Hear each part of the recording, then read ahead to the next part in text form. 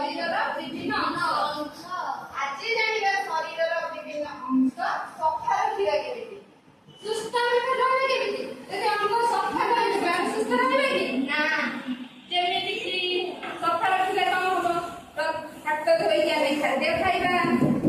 ଖାଇବା କି ନାହିଁ ପ୍ରତିଦିନ ସକାଳୁ ଉଠି ଗାଧେଇବା ଦାନ୍ତ ଘଷିବା ଝାଡ଼ା ଯିବା କାର୍ଯ୍ୟ ଅଛି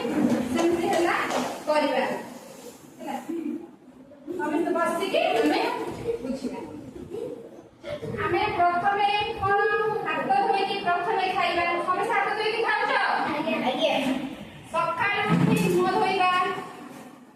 ଦାନ୍ତ ଘଷିବା ଗାଧେଇବା ଝାଡ଼ା ଯିବା ସମସ୍ତେ ଝାଡ଼ା ଯାଉଛ କରୁଛ ଝାଡ଼ା ଯାଉଛ ପ୍ରତିଦିନ ସମସ୍ତେ ଦାନ୍ତ ଘଷୁଛ ଯଦି ଆମେ ଦାନ୍ତ ନ ଘଷିବା ଦାନ୍ତ ଯଦି ନ ଘଷି ଆମ ପାଟି ଦୁର୍ଗନ୍ଧ ହବ ଆମେ ଜଣଙ୍କ ସହିତ ଯେତେବେଳେ ସଂସ୍ପର୍ଶରେ କଥା କହିବା ତାହେଲେ ପାଟିକି ଆସିଲେ ସେ କଣ କହିବ ତାକୁ ଭଲ ଲାଗିବ କି ଯେ ନାକ ଟେକିବ ଆମେ ପ୍ରତିଦିନ ଗାଧେଇବାନି କଣ ଆମେ ଗନ୍ଧେଇବା ପ୍ରତିଦିନ ଯଦି ନ ଗାଧେଇବା ଡ୍ରେସ୍ ସଫା ନ କରିବା ଆମେ ଗନ୍ଧେଇବା ଜଣ ଦୋକାନ ବସିପାରିବା କି ବସିପାରିବାନି କାହିଁକି ଆମେ ଗନ୍ଧେଇବା ସିଏ କହିବେ ଯଦି ନାଚିଲା କହିବେ କି ନାହିଁ ପ୍ରତିଦିନ କଣ କରିବା ଗାଧେଇବା ସାବୁନ ଲଗେଇକି ଦାନ୍ତ ଘଷିବା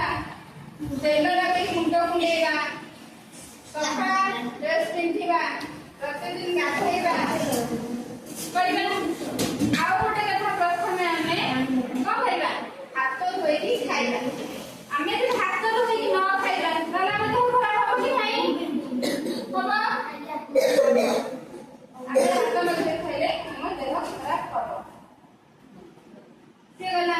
ଆଉ କଣ ରହିଲା ଆମେ କରିବା ତମେ କୁହ ପ୍ରଥମେ ଆମେ କଣ କରିବା ତାପରେ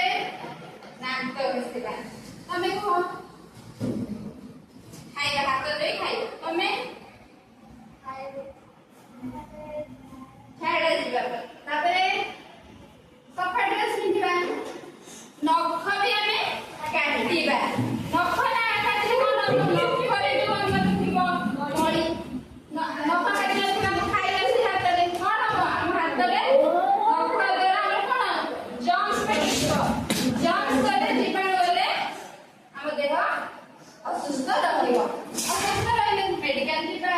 ଇଞ୍ଜେକ୍ସନ ନେବା ଔଷଧ ଦୁନିଆ ବିଭିନ୍ନ ପ୍ରକାର ସେଇଲାଗି ପ୍ରତିଦିନ ଆମେ ବିଭିନ୍ନ ଅଂଶ ସଫା ରଖିବା ବା ଗାଧେଇବା ପରିଷ୍କାର ପରିଚ୍ଛନ୍ନ ହେବା ସ୍ୱଚ୍ଛତା ହିଁ